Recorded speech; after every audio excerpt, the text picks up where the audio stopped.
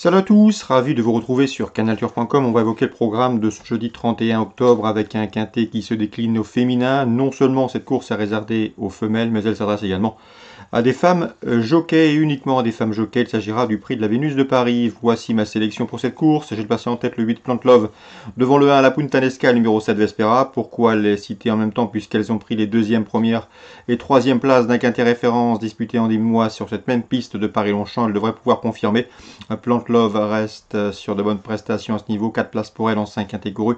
La Puntanesca n'aura pas de problème de terrain. Elle avait gagné en terrain très lourd à Compiègne en début d'année un quintet plus. Malgré la surcharge encourue, elle doit pouvoir répéter. Concernant Vespera, eh bien, elle ne compte qu'une prestation valable en 8 sorties dans les quintets. C'était une 4e place en début d'année. Cela dit, sa récente 3e place à ce niveau lui confère une chance. 8 à 7, mes 3 préférés. Ensuite, j'ai placé le 3, Lacanche, qui reste sur 3 podiums intéressants dans les courses à édition. La dernière en date obtenue en terrain très souple avec La Fontaine. Le 2, Calaconta, avait remporté un quintet plus cet été sur cette piste et vient de se classer 4e d'un autre événement en terrain collant, où elle a bien fini. On garde. Pour les amateurs de cotes plus spéculatives, attention numéro 6, Marilyn. Marilyn qui est régulière et qui me semble en mesure de bien faire, elle qui vient de se produire réclamée. Le 12, Heads Together, qui a pour son unique sortie dans un quintet enregistré un échec, c'était au mois de mars où la Puntanesca s'imposait, mais attention, ces derniers résultats lui confèrent à mon avis une bonne chance pour une place à belle cote. J'ai également retenu un outsider, le 10 Paris, qui certes partira une grosse cote, mais j'ai bien aimé sa prestation enregistrée dans un quintet courant mars, où ce jour-là, elle se classait 2e à Compiègne dans un terrain très lourd, donc la petite de terrain est avérée pour ce numéro 10, Paris. À noter que le 12 et le 10 dépendent d'ailleurs du même entraînement, celui de Satoshi Kobayashi. Résumé chiffré pour ce quintet du jeudi 31 octobre, 8 à 7, 3. 2, 6, 12 et 10. Concernant la suite du programme à Paris-Longchamp, dans la 4e, le 401 Baratin me plaît beaucoup. Le cheval vient de s'imposer au Para et à mon avis se protéger de ses fans Vatel devrait pouvoir répéter ici. On lui posera sa compagne d'entraînement, le 402 Miss Believe, qui est pour elle irréprochable depuis ses premiers pas. 401, 402. L'écurie de Bruno Audouin est en pleine forme, on l'a prouvé tout au long du week-end. Ici, le 605 History Dream tentera de marcher sur les traces de ses compagnons d'entraînement qui ne cessent de s'illustrer.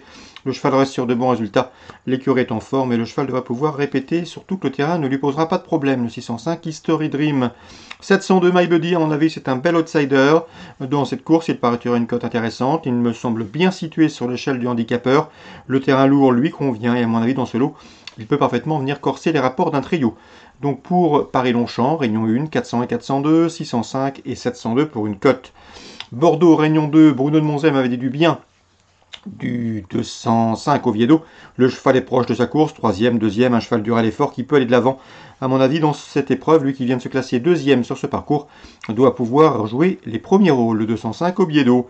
Dans la 6e, belle épreuve, j'aime beaucoup le 602 Octo King. Le cheval connaît bien cette course. Il s'est classé 3e en 2016, 3e en 2017 et lauréat l'an dernier.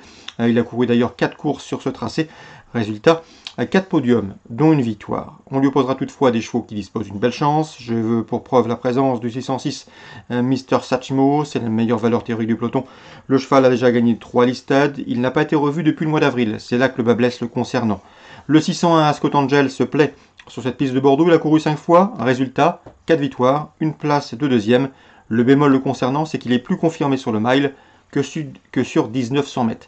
Attention également au 605 dans cette épreuve sur gris d'argent, qui dispose lui aussi d'une belle chance théorique dans cette épreuve. Bref, 4 chevaux semblent se détacher dans cette 6e. Le 602 Octo King, le spécialiste de la course. Le 606 Mr. Sachmo, la meilleure valeur théorique du peloton. Le 601 Ascot Angel irréprochable à Bordeaux, mais rallongé. Et le 605 assez gris d'argent. 2, 6 à 5 dans la 6e à Bordeaux. Réunion 2, on va parler également du Croisé-la-Roche, Réunion 4. Dans la 3e, attention, 315, Den Monica. La dernière fois, elle avait plein de ressources. Elle était derrière des chevaux et bloquée, enfermée. Elle n'a pas trouvé le passage. Elle a fait la faute puisqu'elle était pleine de ressources et n'a pas été en mesure de trouver l'ouverture. Il faut la reprendre. Elle part ici en 2e ligne, mais ce n'est pas un problème selon son entraîneur-driver Anthony Mudebled. Il est confiant, il la préfère autant lorsqu'elle vient de l'arrière. Il lui voit aussi une bonne chance, elle est capable de faire le tour du peloton. 315 Del Bonica. On lui posera le 311 dans cette épreuve. C'est Champion Doré, un cheval qui sera déféré des 4 pieds pour cet objectif. 315, 311.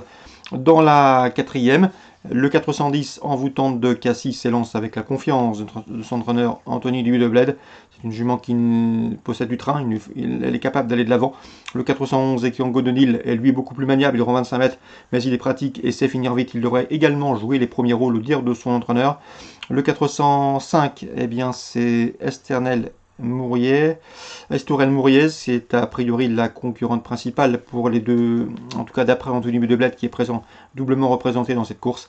J'aime également beaucoup le 407 Easy des flics. Je sais que Jérémy Kubich l'a préparé pour cette épreuve. Bref, quatrième course, dans l'ordre du programme, on fera confiance à Estériel Mourier. Vous vérifierez son numéro, j'ai un doute. Attention également au 7, au 10 et au 11.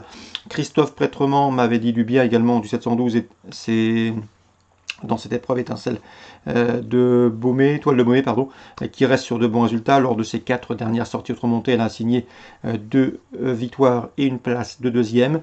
D'après lui, elle n'a pas les gains en rapport avec son potentiel. Malheureusement, elle n'est pas à l'abri d'une incartade, elle reste spéciale. C'est ce qu'il m'avait indiqué lors d'une précédente interview. Donc 712, sage, elle peut parfaitement poursuivre sa série de bons résultats. Concernant Vivo, eh bien, vous suivrez les pronostics, bien sûr, sur notre site Vivo, c'est en Réunion 5. Voilà pour les infos de ce jeudi 31 octobre, en espérant qu'elles vous permettent de passer au guichet. Quoi qu'il en soit, nous on se retrouve demain pour un nouveau programme.